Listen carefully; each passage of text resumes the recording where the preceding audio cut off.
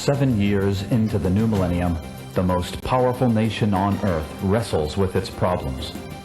Nearly 300 million Americans tax an aging infrastructure. 250 million vehicles of every description elbow for space on our highways. Environmental concerns of the 1990s have become 21st century priorities. And yet, incredibly, reliance on the automobile throughout most of North America not only continues, it accelerates, except where logic prevailed. On the Florida Peninsula, the Florida Overland Express sprints along the eastern edge of a rejuvenated Everglades.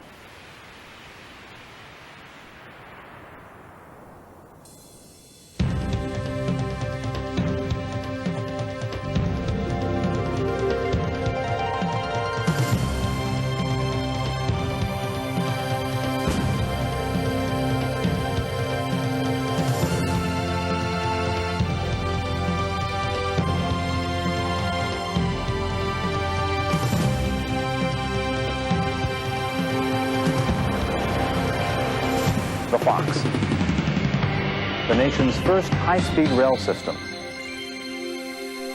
Barely 30 minutes out of its modern passenger terminal within the Miami Airport complex, the Fox will arrive in Orlando an hour from now. Less than 60 minutes from its Orlando departure, the Fox will breathe the still morning air of Tampa. Among the 300 passengers, business travelers, families, students, and tourists, some are just along for the ride. For them, the Florida Overland Express is the destination. The history of Florida's high-speed rail system has been well documented. Before the turn of the century, in the 1990s, the Florida Department of Transportation presented an innovative plan to make the system a reality. The idea was to create a long-term partnership with the private sector to establish an easily expandable, practical, maintainable, appreciating asset, a safe, comfortable system to immediately connect Miami, Orlando, and Tampa, and soon after, Jacksonville. Eventually, other business, tourism, and population centers would be included. It was to be an efficient system, publicly owned, privately built, and operated. The private sector partner was chosen. It was the Florida Overland Express Group, a consortium comprised of 4 of the most respected names in transportation, construction, program management, and infrastructure. There was Fluor Daniel, the largest publicly traded engineering and construction company in the United States, with unquestioned worldwide management and maintenance capabilities.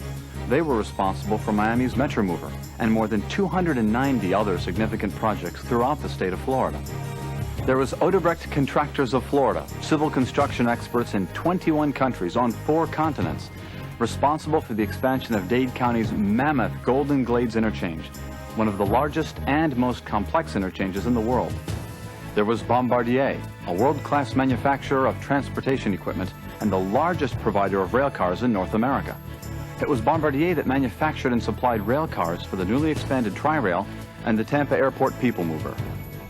And there was Jacques Alstom, an internationally acknowledged leader in the field of energy and rail transport, developer of proven TGV train technology, utilized in creating the fastest, safest passenger trains in the world.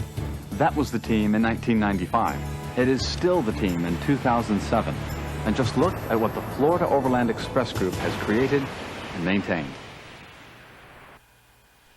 Dad, the shuttle's here! Things are different in the year 2007. There's a greater awareness of how costly it is to maintain a highway system. We still drive cars, of course, but we drive them less. Intermodal connections, like the Fox's own door-to-door shuttle service, have made the automobile just another travel option.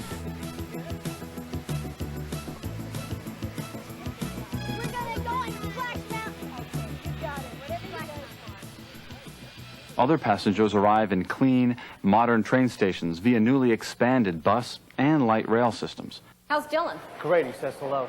So listen, as soon as we get on the train, we're going to fire off some faxes, and then we'll have some breakfast. How about breakfast first? I fax better on a full stomach. Okay, we'll make the dining car our first stop. Oh, let's go. Great. Almost there, guys. All right, here we go. Almost on the thing. All right, let's get going. Woo! Bags are checked curbside and are automatically routed with you to your final destination. Thanks. We're And looking that's forward. particularly convenient if you're making an airline connection. Yep, that's right. Orlando. Check it straight through for you. Thank you.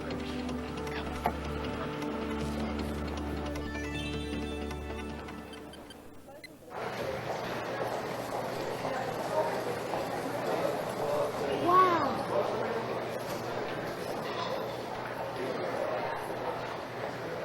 Awesome. Is Grandpa going to be on the train? No, honey, but he's waiting for us in Orlando. Is he going to take me fishing? I think he just might do that. Now arriving on track 1, the Florida Overland Express from Tampa and Orlando. Arribando en el carril número 1, el Florida Overland Express de Tampa y Orlando.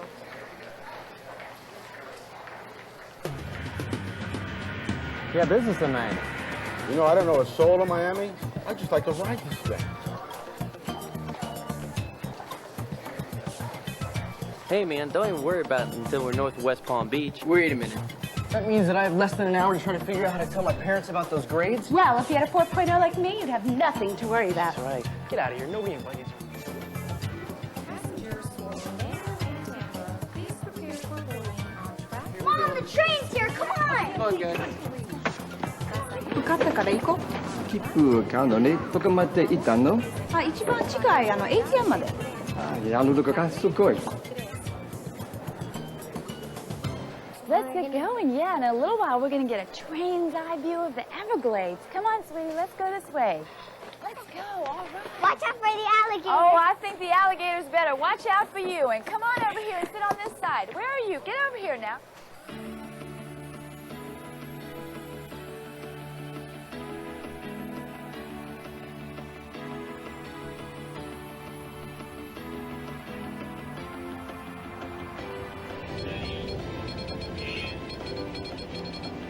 Honey, why don't you color in right over there?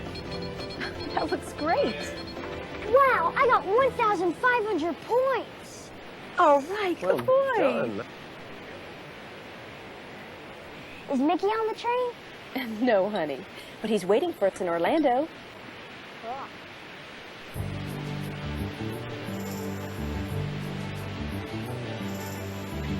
Mike, don't wander too far, okay? Okay, Dad. Excuse me. But I think I can figure this out. Hi, I'm Mike. What are you doing? Hi, Mike. It's a little hard to explain. Looks like a computer modem to me. Think you're pretty smart, little man, huh? Looks like you're trying to download a GIF file from the server through an ISDN fiber optic link. Like I said, I'm downloading this GIF file.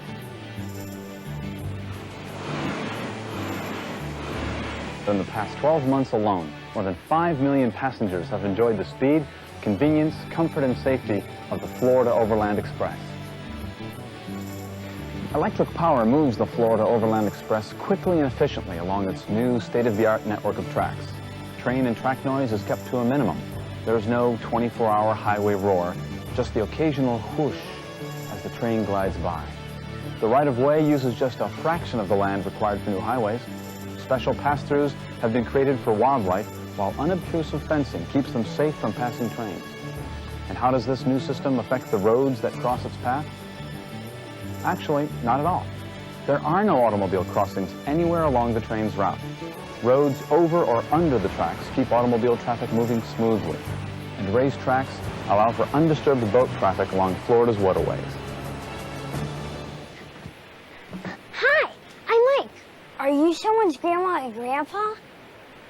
Yes, we are. And there are 6 other someones waiting for us in Orlando. My grandpa's waiting for me at the station.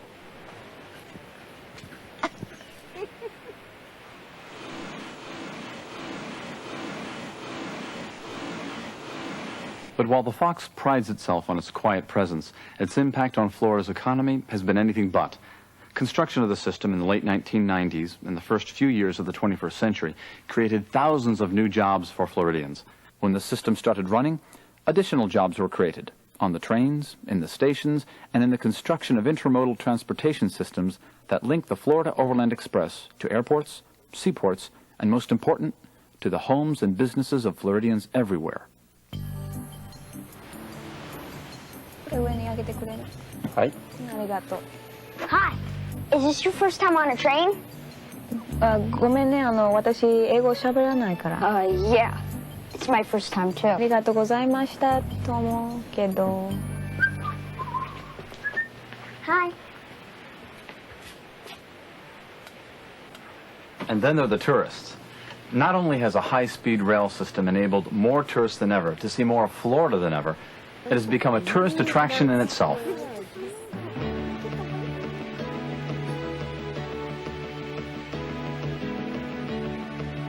If Florida's high-speed rail system had been built without negative impact on the state's sensitive environment, that in itself would have been an accomplishment.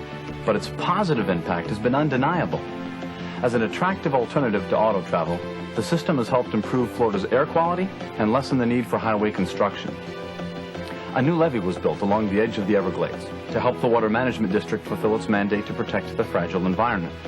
The levee was able to accommodate the tracks, and the benefits continue to grow. Water management groups were able to maintain freshwater within the delicate ecosystem and keep saltwater from leaching into the glades. The levee also slowed the encroachment of runaway development and served as the perfect platform for the longest new bike path in North America, the Eastern Everglades Bikeway, nearly 60 miles long from Miami to West Palm Beach.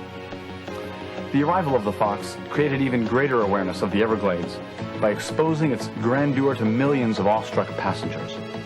Suddenly, the Glades were everyone's concern. The Fox was a perfect match for the environment. Clean, swift, and remarkably quiet. Do you know why this train is so quiet? I don't know. Do you know? Yeah, sure. It's because It's the continuous welded rail. Tickets, please. Oh, yeah. Here you go. Here you go. 10 years ago, a high-speed rail system for the state of Florida was just a dream. In other parts of the world, the system was a reality. France had one, England and Belgium had one, and Korea's was already underway. Germany had one, and so did Japan.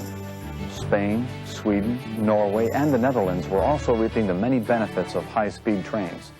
Today, Florida alone among the 50 states enjoys the Florida Overland Express. And you have every right to ask, who paid for this transportation miracle? Who made the investment of billions of dollars in Florida's future? It was a unique partnership of private and public investors.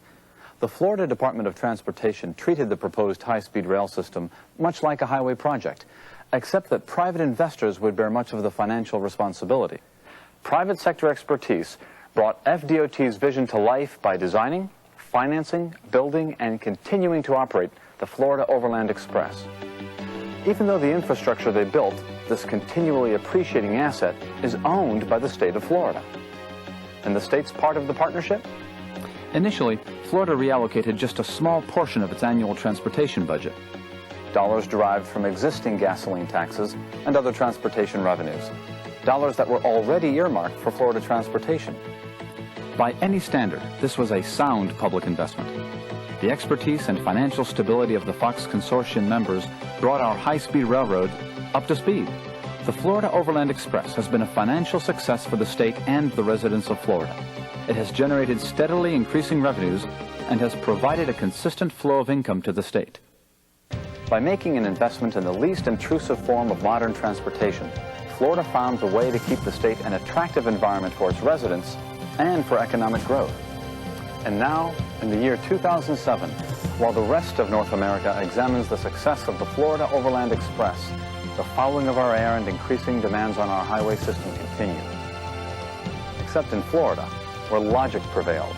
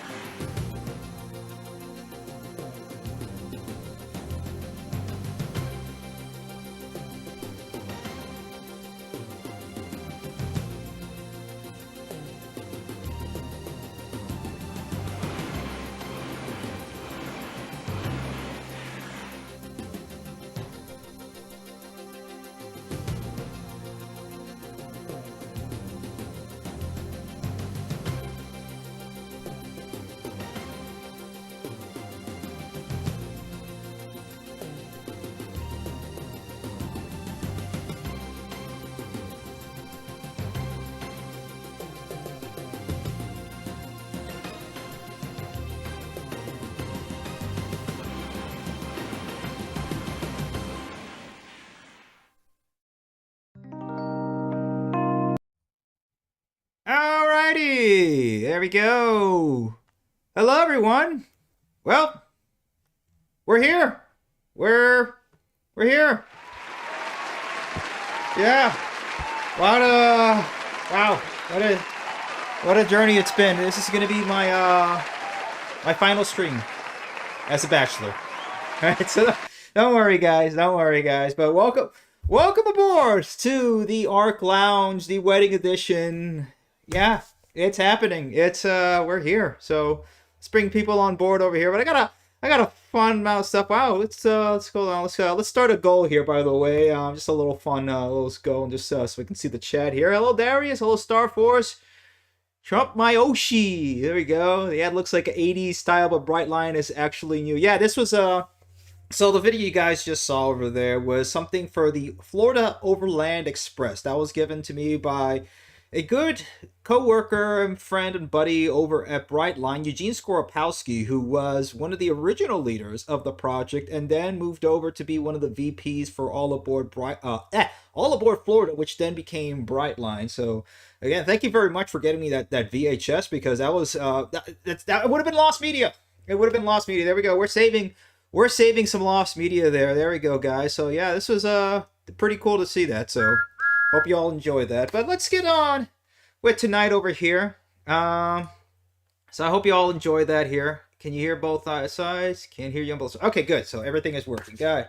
Alrighty, everybody is working. Alrighty. So yeah, this is gonna be a nice little stream. Let's go through a couple of a couple little things over here, and then I'm gonna prime the conversation for tonight, and then you guys can just go ahead and take it away from there.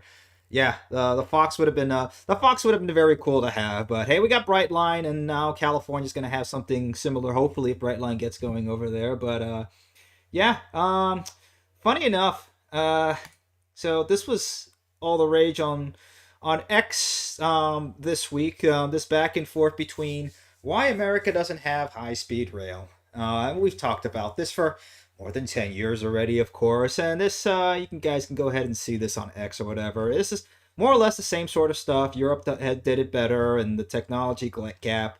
How can, the California can't build in Spain built over 3,000 kilometers. I mean,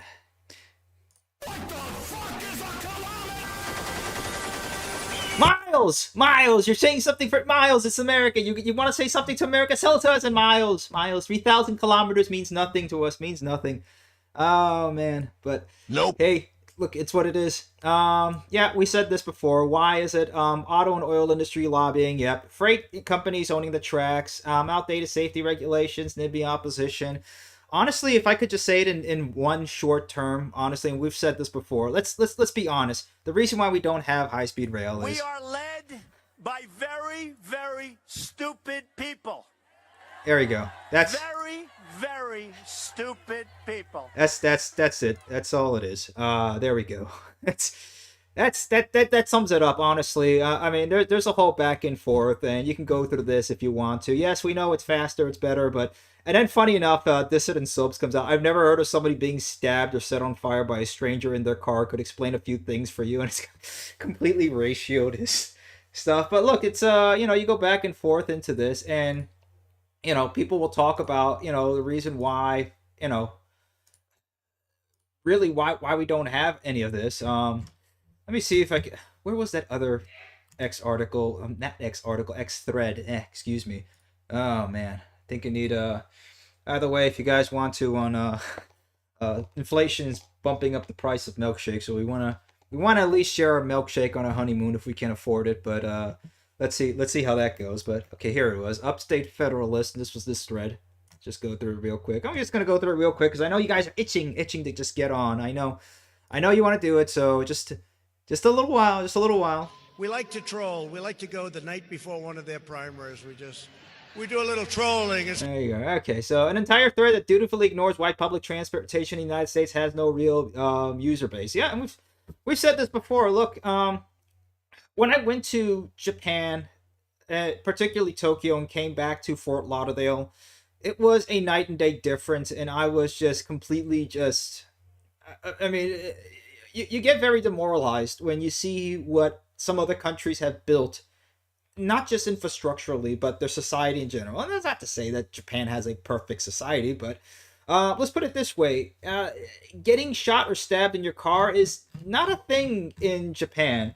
Or like we saw in Chicago the other week, I can't even find that newspaper somewhere, but 300 teens taking over Streeterville. That doesn't happen in Japan, okay? That just sorry, it's we're having a cultural problem here in the United States. And we've seen so many, like, the little dark age of American infrastructure. It was just a different country than we used to be. But yeah, you can go ahead and look at these X articles. But if you want to see something funny, not X articles, X threads. So this is funny for Alan Fisher. But I mean, bruh. What the hell? So Alan Fisher just says, this is from a article quote, Port of Seattle is empty, only one ship and no containers, usually a busy port. He says, I truly think it'll be some treatler that domes him. Him being, you know who. We are led by very, very stupid people. So already he's saying that some treatler, some guy who can't get their Amazon slop in, is going to dome the president. This is Alan Fisher, by the way. This is the second time he's talked about this, of a potential assassination attempt on the president of the United States. I mean, look, I'm not the biggest fan of Trump. I think it's hilarious. I think it's funny, but I mean, this is just hilarious. Is he calling for it? No, but I mean, this is just oh man. I mean, and then the replies just get hilarious. I mean, but I mean, no. Alan Fisher, man, he did this before. He did this before. But all right. I mean, it's funny, but look, some good things are happening. So funny enough, here in Louisiana, Mississippi, and Alabama are funding for an Amtrak service over here. Meanwhile, New York, with a $254 billion budget, doesn't have $500,000 to do a high-speed rail study. Now, look, we've talked about high-speed rail studies and studies upon studies here and there, and honestly, you can give a bunch of college kids, they can do this for free. And they'll do a better job than whatever they pay some silly contractor to do, to basically tell them everything that's already common sense. But yeah, funny enough, New York can't figure this out, but Alabama, Louisiana, and Mississippi, they can get it done. Go figure. Red states can go ahead and at least fund an Amtrak route between Mobile, Alabama, and New Orleans. There we go. Interesting. So yeah, things can happen. It's funny enough now, the MTA is ridership. I don't know how true this is. Again, it's on X, so who knows? Ridership is up 7% this year.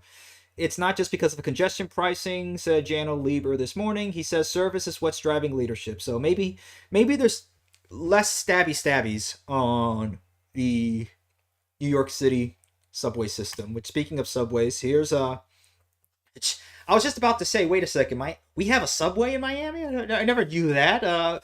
He put counties with subways, and then he defined it as grade separated heavy rail, and correction, that's what it was. So, yeah, we're not doing so hot. I mean, look at this. The only places that have it is, heavy rail transportation, or heavy grade separated heavy rail. There you go. San Francisco, Los Angeles County, Miami-Dade County. There's Fulton County, or whatever Atlanta is. There's DC. There's Philly. There's New York. There's Boston. There's Cleveland, and there's Chicago. There you go. That's it. We need to be doing better. We just need to be doing better. We were doing better. Look at that. Look at that. 1931. That's New York. City without skyscrapers, save for a handful in the financial district, and the brand new Empire State Building, which was built in less than a year, by the way. Okay, we could build stuff here in this country, and we just don't. Why? Because we are led by very, very stupid people. Oh no, that's just putting it too simple. You know what? Sometimes it's just simple to put it simple. Let's just say that, okay? It is. Look at this. Here in the Netherlands, we talked about this before. Look at that. In 48 hours, they can go ahead and box jack in a tunnel. Meanwhile, to do something similar in the United States, it's going to be a 5-year process. We're going to do it in phases. Phase 1 will be for the spring up until the summer of 2027. And then phase 2 will be completed by 2567. Yeah, it's the can't build ish crew. I'm trying not to say anything. Whatever. This stream's not gonna get monetized anyway at this point. This is for you. It's because we have the never build shit crew in charge. That's why. That's what it is. And this is why our country's falling apart, and our kids can't even. That's another thing. Everybody's talking about population demographics in the United States. There's a problem when you have a very tough environment to live in. It very much decreases the amount of children because people are going to slim down. It's not a nice environment to raise a family or anything like this. When you don't even have streets where kids can play on. It's just all stroads and ugly suburbs, and it's just terrible. But I mean, we can get there. Again, we can build this. We can do this. And look at Belgium here. Open a new tram network 58 years after the original system closed. Typical modern European tram. 100% on dedicated right away. This is how we should be building any sort of streetcars or trams or systems here in the United States. 100% dedicated right away, as it should be. Aggressive transit signal priority. Again, a streetcar should not stop for red lights. This is not a bus. This is a train. Trains do not listen to red lights for cars. We can't get this for some reason. Every single place that I've been to with a streetcar, whether it's Tampa, whether it's Oklahoma City, which, by the way, since we talked about Texas and Oklahoma City, Oklahoma is actually doing a better job than Texas right now, which I've been saying for a long time. Oklahoma is more Texas than Texas. Where's my cowboy hat over here? Let me see, because I actually got this in Oklahoma. Where was it? There it is.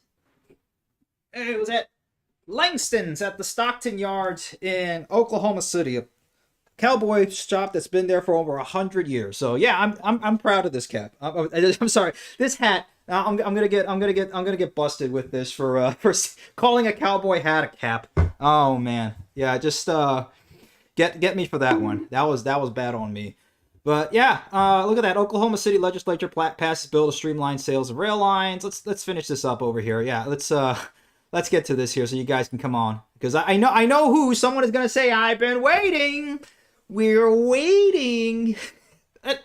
Stuff that we can build over here. It's really honestly simple. And it's good that we have Brightline at least, because that's at least something. A big step towards regional connectivity. The Sunshine Corridor project is moving forward, bringing us closer to expanding SunRail and our service across Central Florida. Here you go. Just put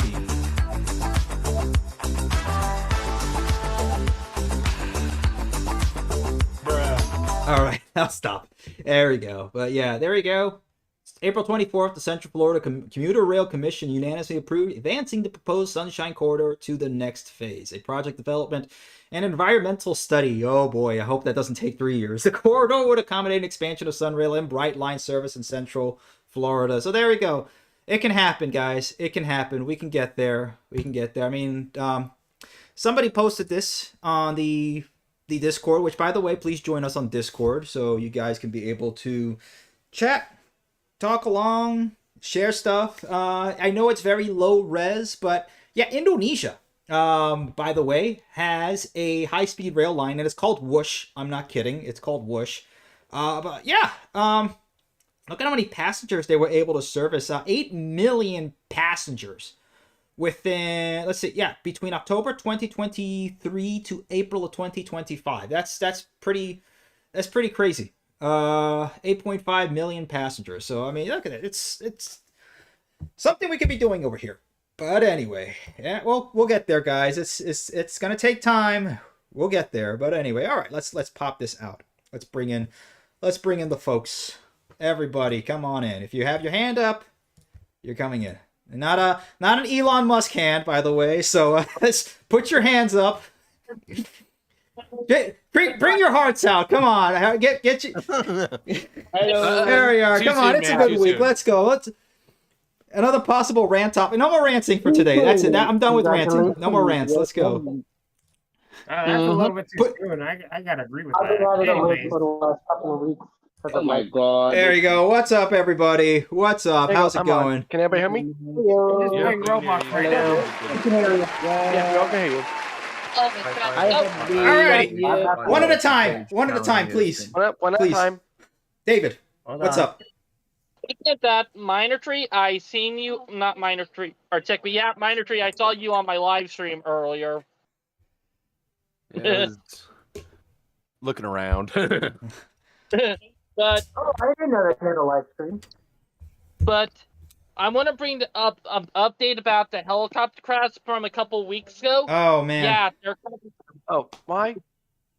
They're covering it up. They're literally covering it up. I'm not surprised. There's a lot of weirdness around that, and that's sad. Honestly, a whole beautiful family just completely cut down like that, just within an instant. It's pretty terrible.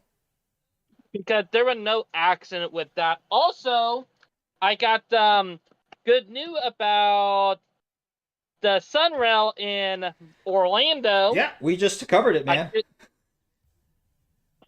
Like, that is crazy, and hopefully they can connect it to Brightline, because the infrastructure already in, mostly, you know? Yeah, I think it's already technically connected to the airport, so you should be able to transfer onto Sunrail once you arrive at the Orlando International Airport from Brightline and just transfer over. Heck, and here, Jane, the line that he used to connect it to the Orlando International Airport is owned by CXX, but they only run trains once in a while because one coal power plant, once that sucker shut down, eventually they're going to need to, and I'm going to bring it up, that line will be free for Brightline and Sunrail, you know? Alrighty. Yeah, that's cool. That's definitely applause worthy. There you go. I also got some good news about another short line railroad, which I sent it in the live chat. Yeah, that I saw. So the Cumberland and Knox is... There we go. Cumberland Knox is the new name for Main Switching's Rockland branch. There you go. Look, it's happening more and more. You're seeing smaller, and you're seeing this distributed across mainly the short lines. And that's really the best way to go ahead and promote not just freight rail, but passenger rail as well, because they're going to be leaner. They're going to be smaller to deal with. They're going to have more concentrated tracks, and they'll say, hey, look, maybe instead of, depending with all the tariffs and everything going on, and say, okay, we're making a whole bunch of money now from making and manufacturing here in the United States, which, by the way, that's what we should be doing, is manufacturing a heck of a lot more over here, which Alan Fisher is saying that some treatler is going to go ahead and Minecraft the president because of it, but let's see.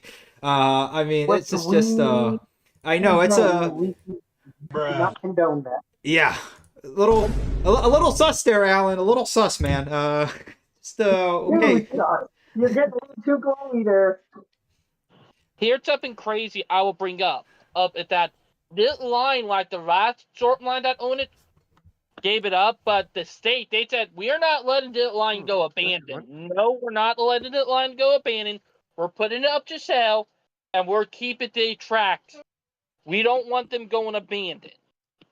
Like, they fought to keep that line from getting ripped up, and now it's a small victory. Plus, I forgot to mention it in the last week live stream, is that we had another victory up in Maine,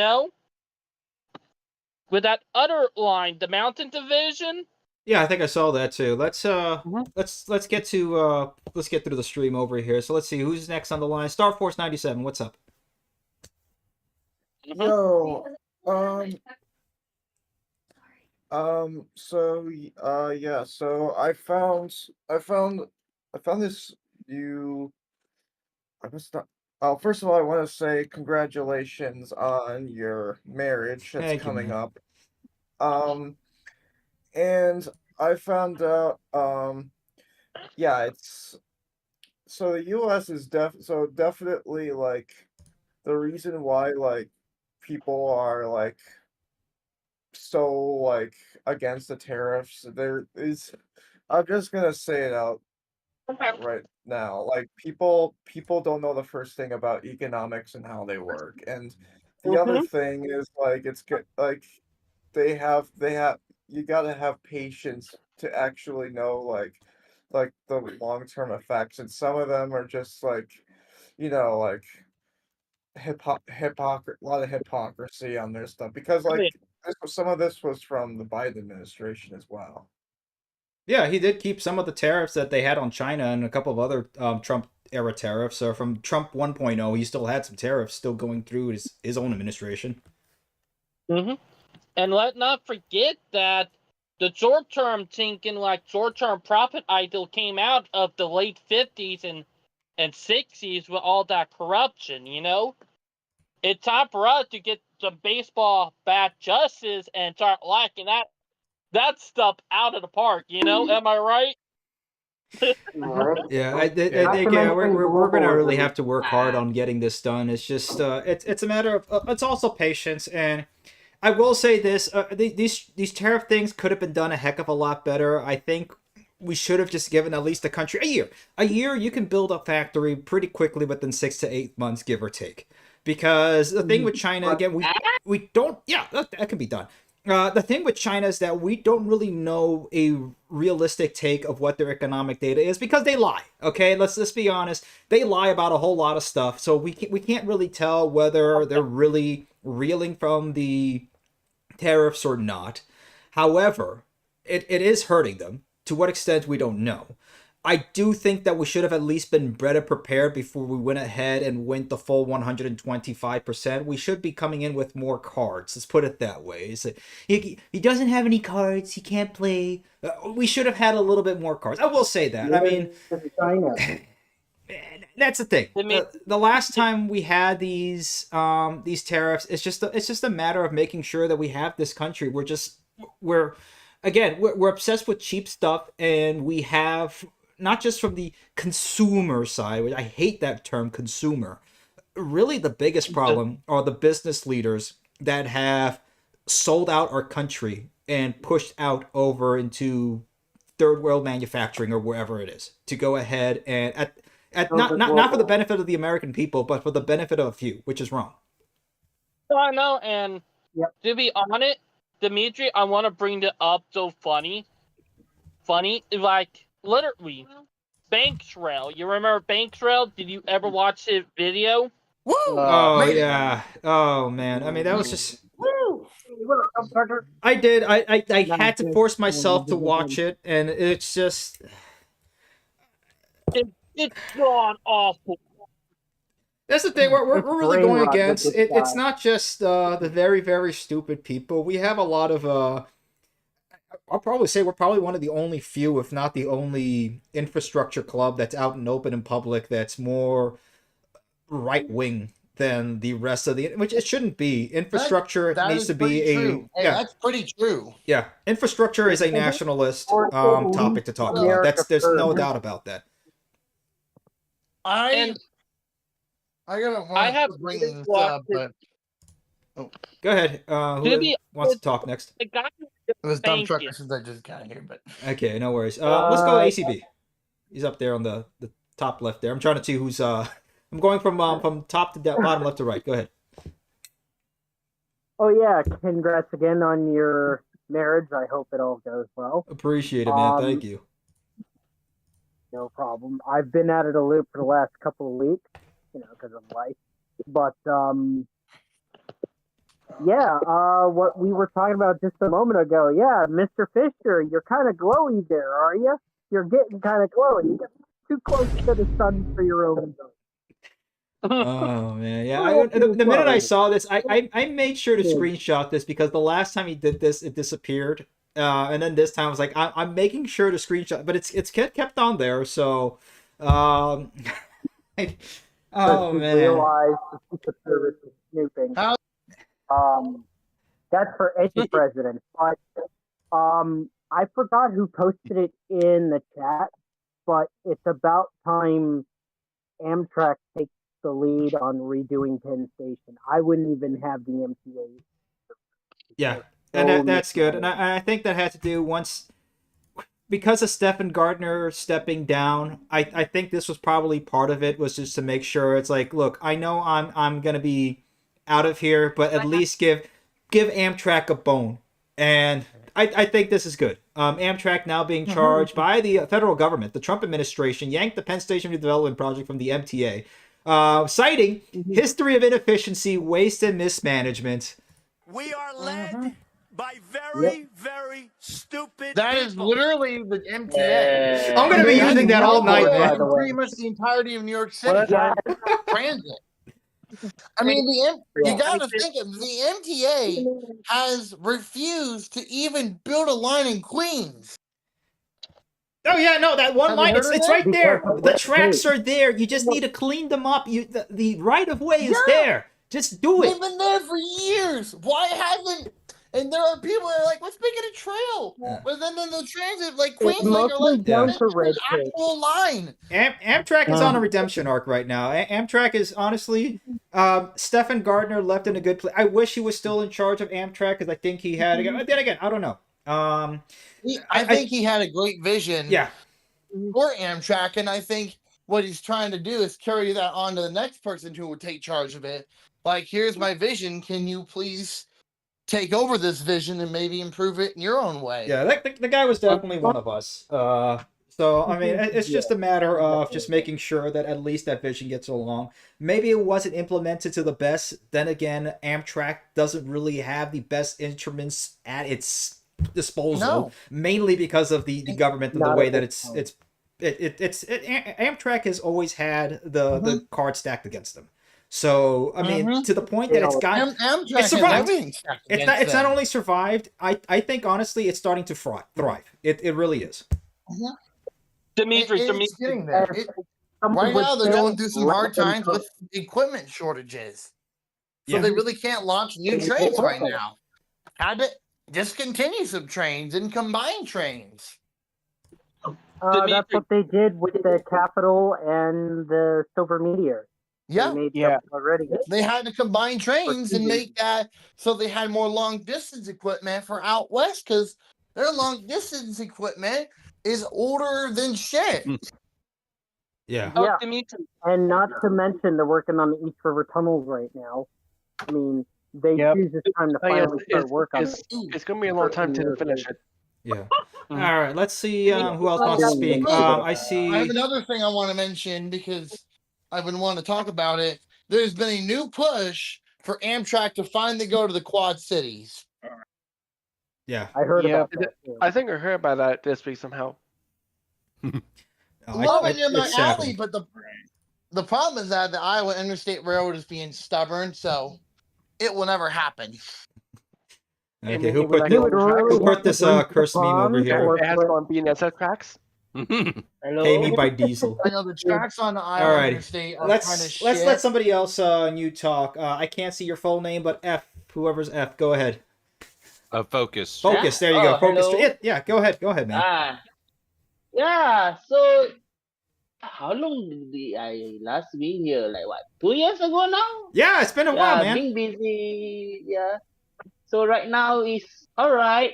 Just that in Malaysia, I'm from Malaysia, as I said before, I'm from Malaysia, and yeah, I looked at the ridership and I was quite astounded, to be honest, because you need to remember the Bush Lane is basically from like New York to Philly, and they already got 8 million passengers already within 6 months. Yeah, no, that's And incredible. also What somehow, like, There you go. So for you guys who don't know, in Indonesia, and we talked about this a little bit before, they do have a high-speed rail system that they just basically built in the last couple of years. It's literally called Whoosh, and it was built by the Chinese. And this is what happens when we fall back behind. We should have been in charge of building out the rest of the world, but since we've fallen behind, this is what's going on, and this is part of why we're at where we're at right now. But look at this daily ridership, a daily peak of 24,000, 18,200 people on average daily. It's pretty incredible. But yeah, from about New York to Philly, like you said, Focus. It's absolutely incredible that this could be happening. Look at that. There you go.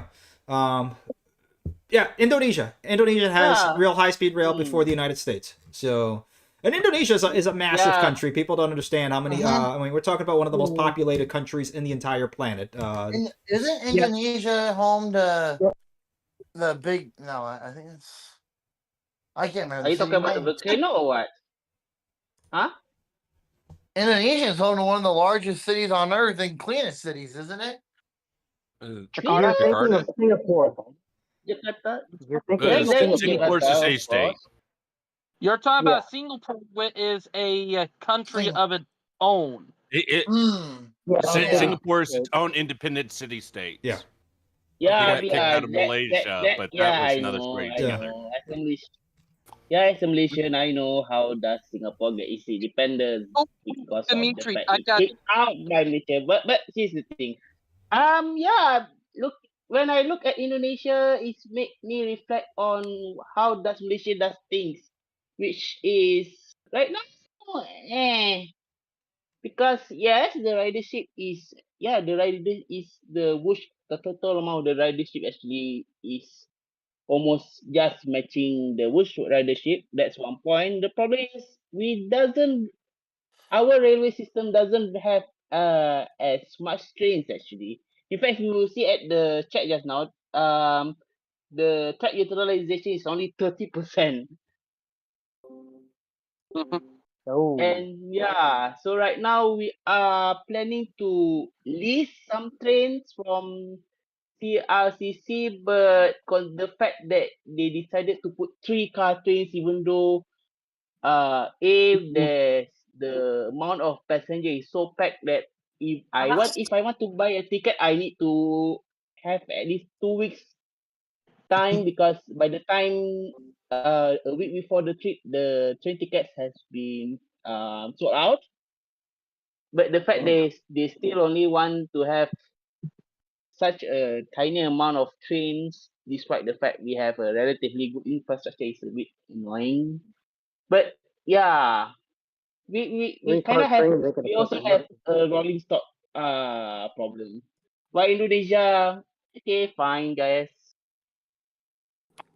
Yeah, let's say this. Okay, so Jakarta Bandung high-speed rail line will use 11 train sets, derivative of the CR 400, which is the Chinese. I think that's the Jiang or something like that, whatever it's called. But just 11 for. I mean, a country as populated as Indonesia is not that much, like you're saying. I'm pretty sure they'll start expanding it, but I mean, I didn't. They probably didn't expect it was going to be this packed. Hey. But the problem, at least Indonesia trains at least is long, but the problem is in Malaysia, our train is usually around 6-car trains, even though the platform is usually could fit around 10-car trains. Yeah. And the amount of trains we have in our country, Malaysia, is a bit low compared to the amount of track and the amount of demand. Oh, Dimitri. Yeah, it'll get there. Appreciate you for sharing that, man. Thank you. What is it, David? So for the most part, fine. Although another run is the fact, if you see one of the Facebook posts, one of the chief ministers of the state proposing to build an expressway from basically but the cost is very high for some reason when compared to me. In fact, it's as high as the proposed KL to Singapore high-speed train. So does the government a bit road friendly? Yes. But at least right now we does have some initiative, but we just build more, please. All right. Yeah. No, it's a good start for sure. Minor Tree, your turn now. I'm about to David, you take up half the time if you're not careful. I know, but I got 2 good news thing for and I also got something crazy in my area I need to say. All right. Let's leave it till afterwards. Okay. 30 seconds. All right, Minor Tree, seating 30 seconds. Go. All right. We got some good news with the North Star. They're actually a petition that are actually working where they're trying to save the North Star. Which there is a petition to save that commuter rail system. We also, oh yeah, there a petition. I spotted it yesterday on Facebook. There you go. And time. The other. Okay. Yeah, there we go. All right, Minor Tree, now it's your turn. All right. Now, Demetrius, put your hands up. I don't want you to touch your soundboard right now. But earlier you showed that that one city had built out their system for 36 million euros per kilometer. Well, I did the numbers, and it comes out to 65.59 million USD per mile. So you're welcome there. There you go. Thank you. But I would have done That's it. a There lot you of go. money. Let's put it. It's a lot. It's a lot less money than what we spend per mile. Yeah, and I would pull up how Portland, Oregon built out their system almost a decade ago for $240 million per mile. 4 times the cost. But that would just be rude pulling up an over almost a decade ago because they opened it in 2016. So it's only 9 years. No, it's crazy. Well, 8 years. I forget which. There was a small man. No, yeah, there was a small city in France that built out a tram system as well for about $15 million per mile, and that's dollars converted. At least back, I think, in 2017 or so. So, give or take with inflation. Yeah, that was the city that I kept comparing it to. One of the big problems Everon. with why it costs so much here. The reason it costs so much here is because you got to pay the contractors, and the contractors are always going to overspend on what they bid for. And they're going to demand more money. By very, very stupid people. Right. Oh, yeah, but the contractors will then want more money because they spent more than what they bid for.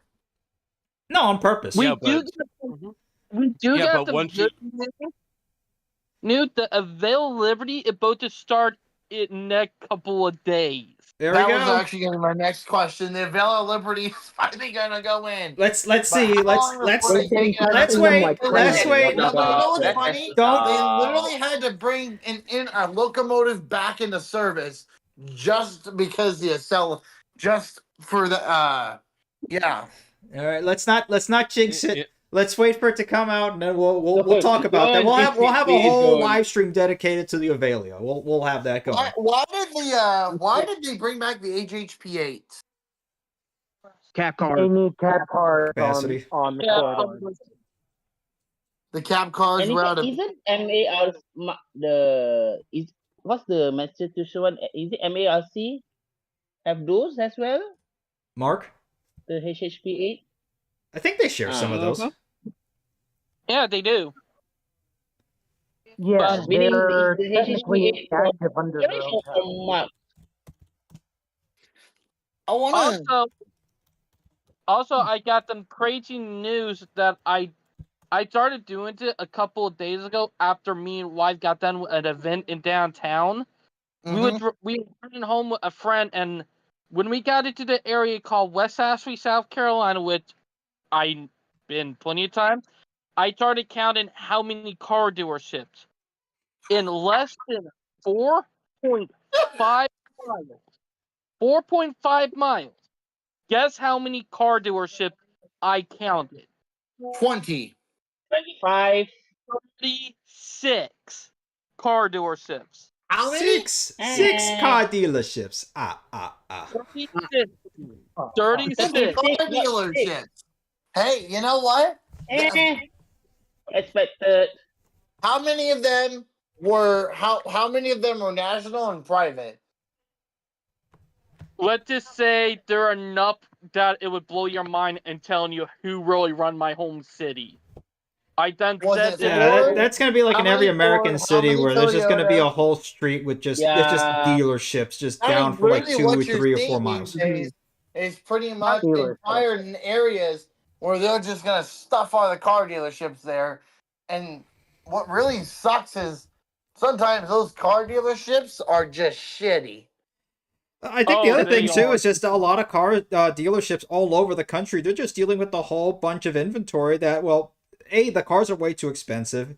B, no one's buying them, so now they can't sell them. So now they're just stuck with a whole bunch of cars that they just can't get rid of. They don't want to scrap them either. Yeah, so they can't. They don't want to bring down the price. They're still too heavily enamored with like COVID is done.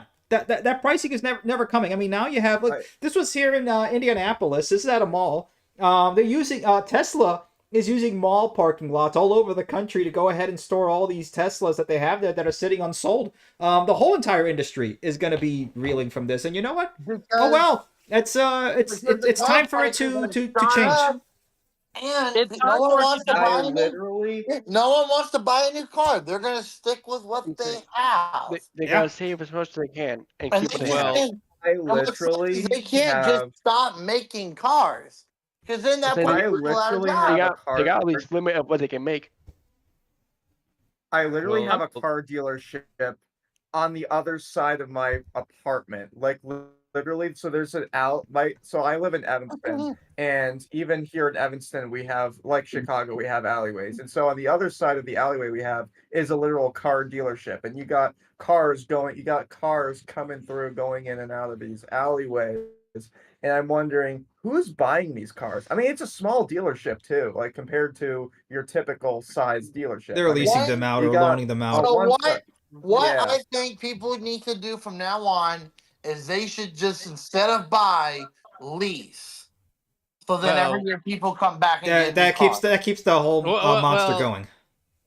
Yeah, but that goes. Would you rather have cars sitting in parking lots rotting away?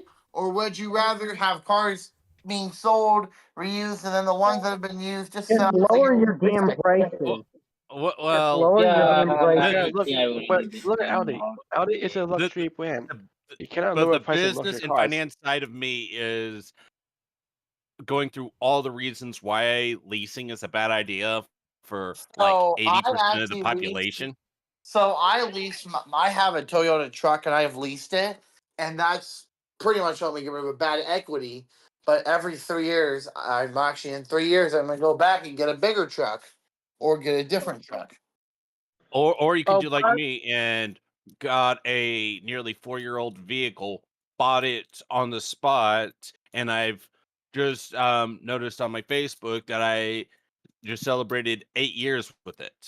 Yeah, I prefer. I like the new cars. Because then they get all the fancy bells and whistles and all the cool stuff. Yeah, but I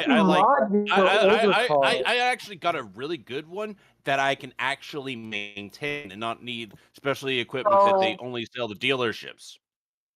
Because you don't own it unless you can What kind of car did you get? What kind of car is it? A Dodge Durango. That's not bad. Wait, did you get the V6 one? Hear me out.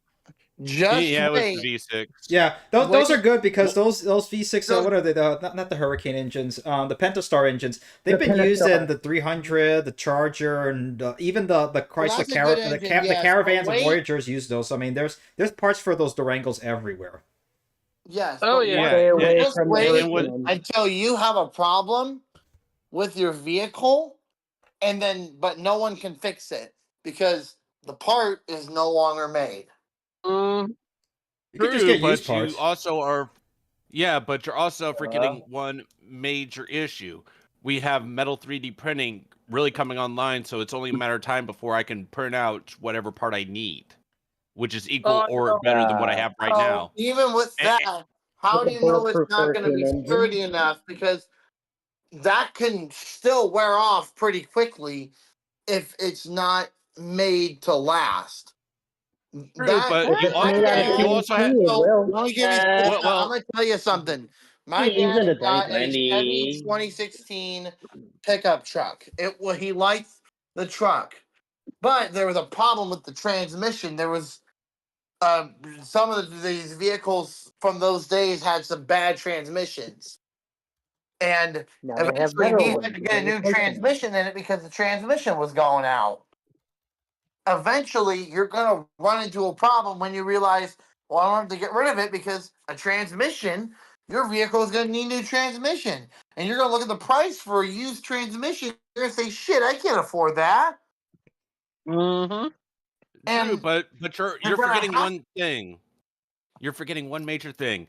I went to school at Laterno University almost a decade ago, and as part of their engineering course, they had all freshman engineers going through build their own 3D printer. Granted, this was a decade ago, but right now I can go to a store, buy a 200 3D printer, and it's better than what they were building for almost $1,000. And metal 3D printers, they just came out. So let's say metal 3D printers are at best 10 years behind plastic 3D printers. Okay, so all I have to wait is a decade for the price to come down so they can print out whatever part I need for less than going and get a good used part. So your argument is valid for maybe the next 8 to 10 years? A new transmission is not easy to... Guys, I'm just enjoying this conversation as I'm looking at my 3D printer that lays in shambles because the extractor isn't working, but I gotta fix that up. I gotta change out the head. It's going to be big and hard to carry around. Even with I don't need to carry it around with me. No, this is an interesting conversation, though. I think. Look, let's pivot it to something else, though. I mean, give or take now. And here's the thing: because of manufacturing, like additive manufacturing, like 3D printing, that we can be able to build over here, any sorts of manufacturing. I mean, now look, Amazon. That's been the big news in the last 2 weeks. This Slate truck or whatever, like a $25,000 starting price electric truck. That's supposed to be very easily serviceable and something like that. Yeah, I mean, it's a good idea. Now, how real is it going to be? I don't know. But look, it's a good idea that we can start doing over here. It's like, yeah, we can manufacture now with the rise of 3D printing. And 3D printers in the last 5 years have gotten a heck of a lot better. I mean, those Bamboo Labs printers are really cool. I mean, now you can 3D print metal like Minor Tree is talking about. There's pros and cons. There's pros and cons to leasing and to buying. It's just a matter of, are we in the economy now to be leasing out vehicles or keeping whatever you have and keeping that as long as you can? It depends on how bad your equity is. Yeah. If you've got a bad equity, lease out a vehicle that'll eat away at your equity, and then you can go and buy. But the thing with a lease is you can lease a new vehicle and still keep the license plate. Yeah, but that's some change in terms of lease payments. Yeah.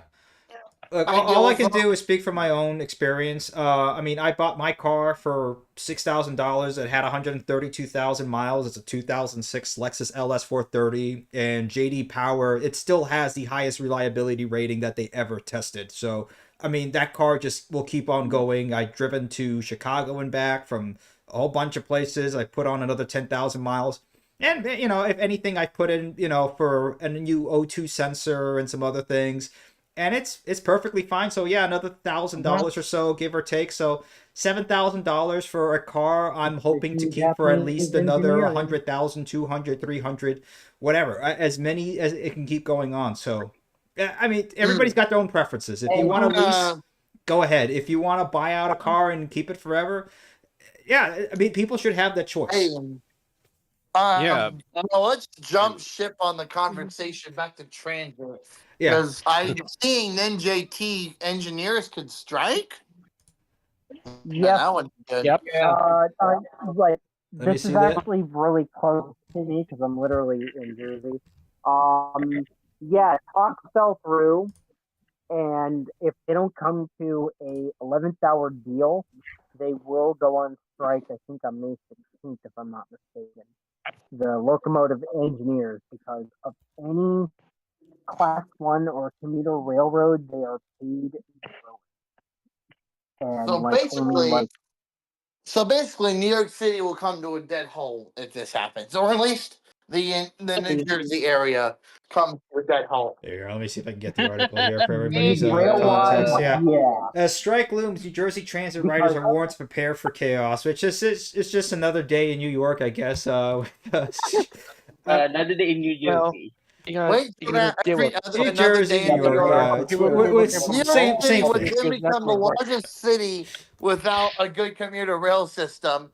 The interstate would be so packed full that you would be calling your boss saying you aren't going to make it to work until afternoon. Hey, Dimitri, Or wait, they're telling them to work from home, so you don't even have to go to work. Work from home. There you go. What's your boss gonna say to you? If they say, "Sorry, you have to come into work." Well then, Sam, sorry, I but mean, then again, the boss is probably stuck in somewhere in people Elizabeth. have options to do a hybrid work ability. They basically can go to work or they can work from home. But that is if they have a career and not be on the field all day. But there's certain jobs you have to be physically there. Not everything is remote work. Well, except if it's like clerical work or like admin work. Yeah, they could work remotely, but there's still those that have to physically be on job site. Since we're talking about Jersey. Hey, Dimitri, oh my God, that's wrong. But a lot of the engineers, they go there for like a few years, and then they either go to Amtrak or Long Island Road or Metro North. so basically, in simple terms, ACB, they have a very high turnover rate at New Jersey Transit because the pay is shit. So the pay Yes, they mostly have a choice either working for New Jersey Transit or the MTA, which if you look at the rate, really kind of similar. happen is New Jersey Transit needs to increase its pay or give in to some other rail commuter. New Jersey Transit is run by the New Jersey DOT, so New Jersey was just screwed if this were to happen. Hey, Dimitri, look at the meme I just sent in a live chat. It's funny. Let's see the meme. Here we go. We love the memes.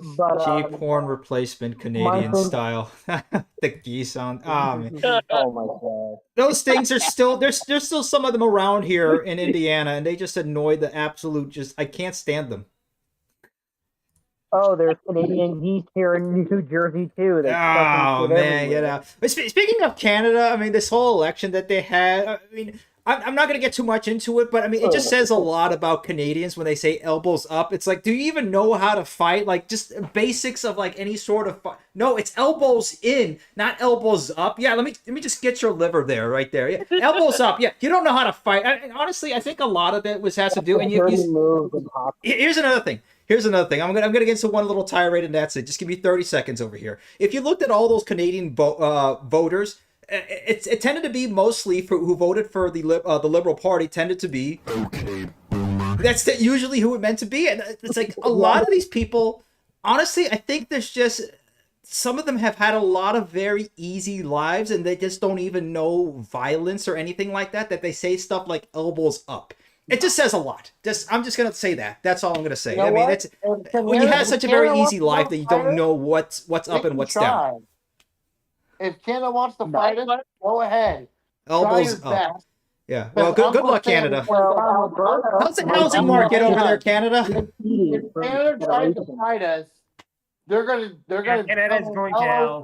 We're gonna be there with shotguns pointing at them. Yeah. Now, I feel bad, especially for the younger Canadians. I'm gonna see if I can try to find that statistic. I know I had this saved somewhere on my phone, but basically that the population in terms of who voted for the Conservative Party and who voted for the Liberal Party. Again, I've been saying this over and over again. This is not a left or right problem.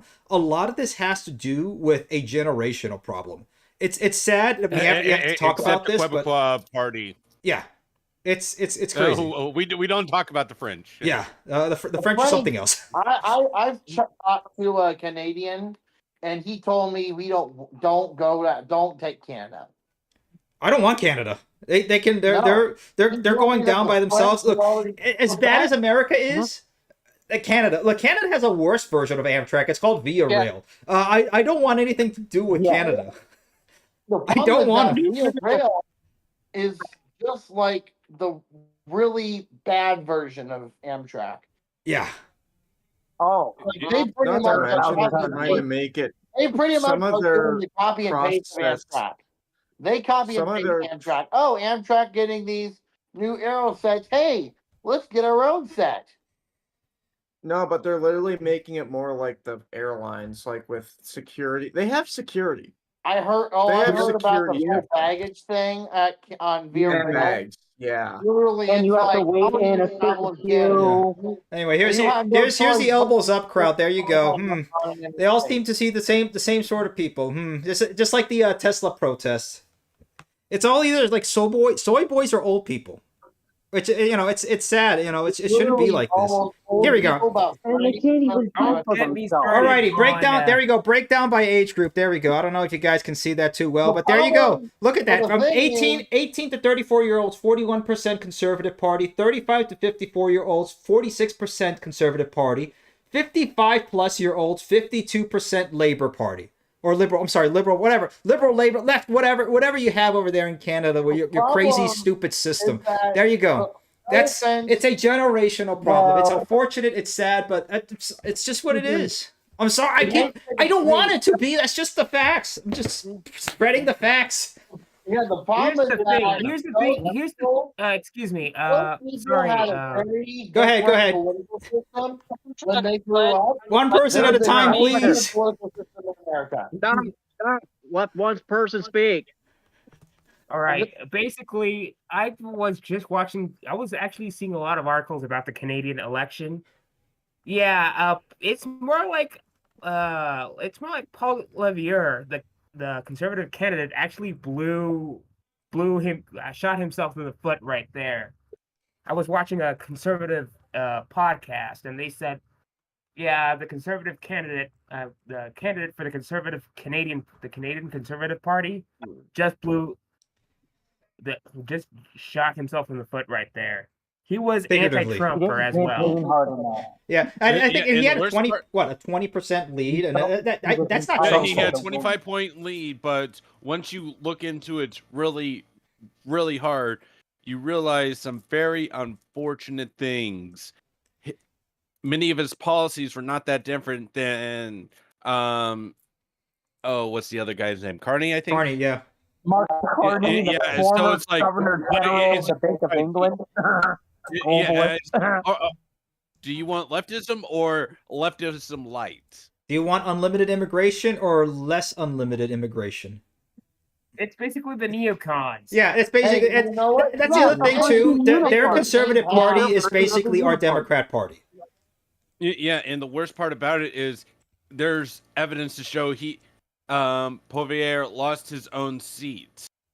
So it is possible he's not even going to make it to the next parliament. So it's like you had a golden opportunity and you threw it away. Yeah, in 6 months. Whatever. It's not. You know what? It becomes our problem when it starts spilling over here. At this point, I'm just gonna say not my problem when it comes to Canada. It's unfortunate and sad, but have you seen what's going on in the UK?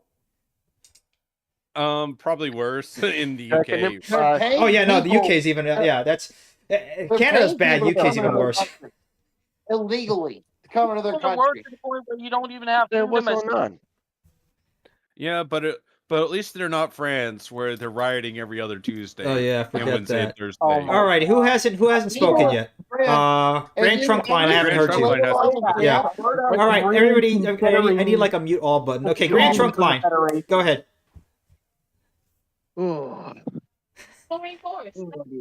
Oh dear. He's been waiting for this, man. Yeah. Go ahead. Oh dear. I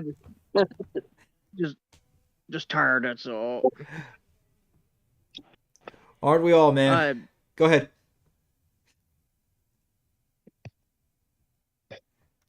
You got the floor, Grand Trunk. Hello? Yep, we can hear you loud and clear, man. Go ahead. I've been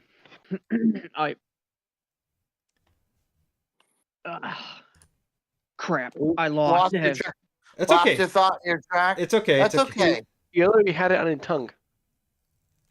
I'll change the subject real quick for you. Let's go. Let's That's see. good. Adam everywhere. You got anything you want to add in? But nothing much. Basically, keeping on track to see what's happened this past week. Basically, into transit having funding issues, mostly with workforce. But so far as everything's up, everything's okay. I didn't know we were by the train rate, but if I have a chance, I will. But I do know where we have a. I do know where we work by train anymore. Literally, my work is right in town, so there's no need for me to take a train or bus. Oh, sorry about the. Yeah. I just sent a super funny article in the live chat. Okay. Yeah, I saw seen it. it. All the stuff. Oh no. Your woman touched me over 100 with. Okay, wait. We gotta see this one. Wait, hold on. Wait, where is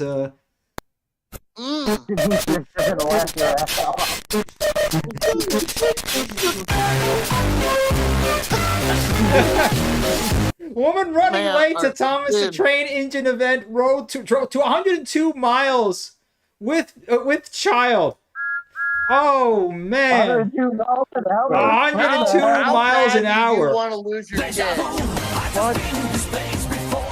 That's literally me on Tuesday. Gas. I'm gonna step on the gas. All right, let's see this. The driver told Connecticut police that she was speeding because she was running. Okay, you said that in the subtitle. Is not the title. Anyway, a New York woman who was going more than 100 miles an hour at I-95 in Madison, Connecticut, with a 2-year-old in the car, told police she was speeding because she was late for the event. Let me see. Caught her SUV was going more than 100 miles an hour just after 8:30. They clocked it at 102, pulled it over, saw a 2-year-old in the back. The driver, a 37-year-old woman from Brooklyn, told police she was speeding because she was late.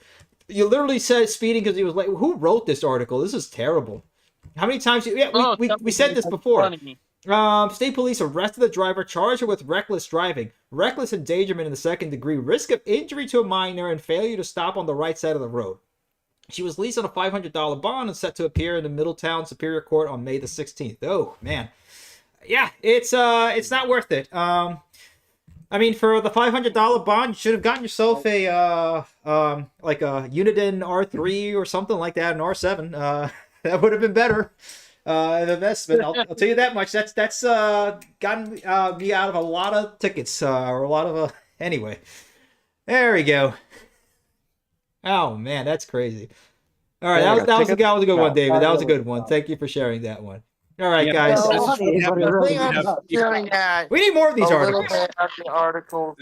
This is what happened. Amtrak is also going to be launching the new Amtrak route. Forget its name now. Shoot. Mardi Gras. Bring back Quad City. What? Well, we got the new Amtrak route, the Mardi Gras. Yeah, I'm curious how they're going to do now because there is an equipment shortage. How are they going to do it? Oh, with rail cars? Build and buy American. That's not a problem. I'm pretty sure they can allocate some. I mean, look, there's Piedmont, North Carolina. The new Siemens power plant is about to be online pretty soon. I think in Piedmont, North Carolina. If I'm not so that's going to help out a lot. But they need to get them. They need to ship them out faster. Yeah, we have a whole bunch of Amtrak trains sitting in Beech Grove, Indiana, over here at their maintenance facility. So I'm pretty sure they can be able to get at least a couple of them over there. That's not a big deal. So I think what's going on is that Amtrak equipment, so they're having to send them in to get fixed a lot more than they should, which is causing them to have an equipment shortage. Is it because they cannot get the parts? No, I think. Well, the problem is that they don't even make the parts for the infleets anymore, so they have to manufacture them themselves. But they might be keeping some of the athletes It's made around by anyway Siemens, when then the company should provide them with the parts. because they may Provide not what? have enough cars. Siemens, they should supply the company with the parts to the factory. So these They are won't ancient, supply spare ancient parts AM with these new fleets. cars. The company that built the AM fleets wasn't it the Bud They don't company? exist anymore. Exactly. Yeah, the Bud. They don't even exist anymore, so the parts are almost non-existent. You have to find people who know how to make them and find the manuals to make them. But even still, you're running with ancient equipment. There's a reason why you don't a lot of rail cars don't get refurbished on the inside. It's because you can't even find the parts for them anymore. Let alone now AM Or fleet. they're just so I busy don't- they don't Am have enough these slack athletes- in the fleet. to These take cars AM fleets, out. some of them are Metroliners. Yeah. Some of them are Mhm. ex-Metroliners. So they're They've built been up around into a lot longer than all of us in this live stream, have been alive. That's true. And we all been on, and we all been on they're athletes in converting time. some of the HHP8s into cab cars because they have a cab car shortage. Yeah, look, there's, I mean, like we talked about, Wabtec revenue and profits increase while order backlog grows. So there's massive demand now for rail equipment, so that's going up. So I'm pretty sure Siemens is also seeing the same amount of growth. It's just a matter of like, great, now we need to go ahead and boost our manufacturing. That's all it comes down to. Is like boost our manufacturing base here in this country, and we can start doing this.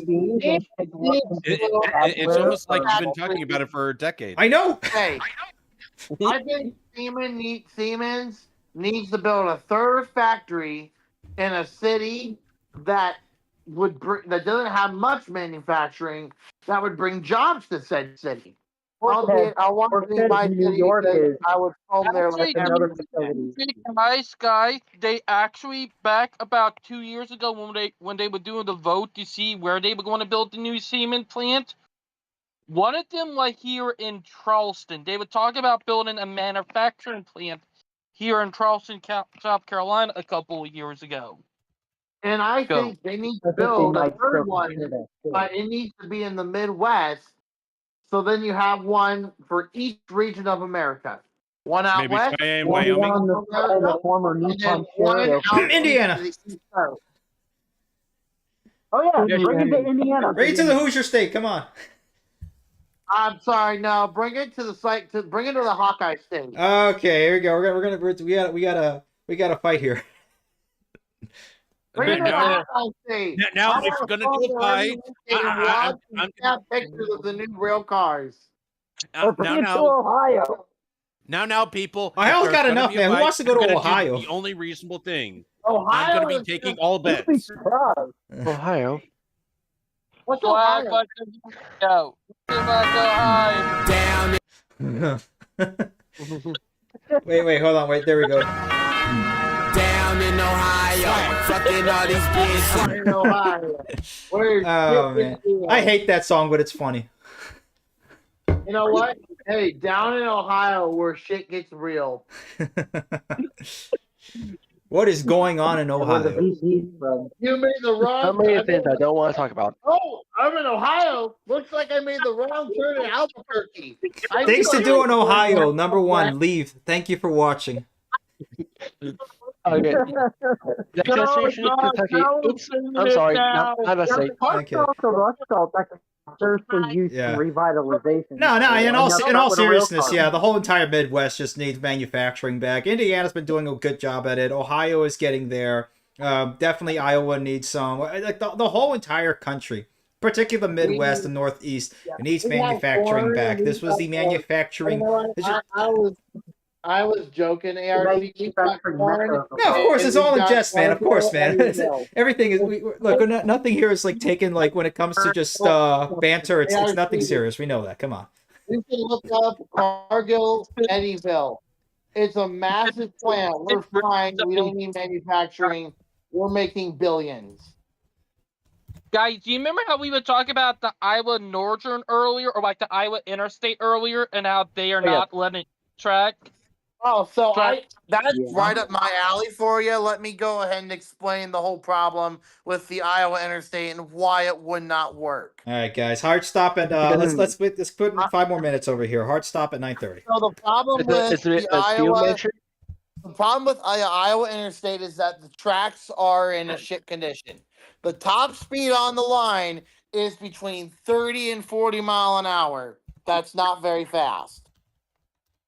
And they don't have much for money because they're just a through route. There's not that many customers. There's not much business. So it's a rarity when I ever see a train on that line. If you're going to bring an Amtrak train to Des Moines, it has to be on the Union Pacific Clinton sub where they've got concrete ties, fast trains. That's the only way you could do it. Actually, I might have an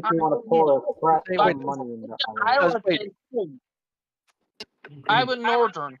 We don't want to run Amtrak, but we might give you a incentive, but we might give you some money to bring Amtrak, plus upgrade your track to improve your quality. The Iowa Northern doesn't exist anymore.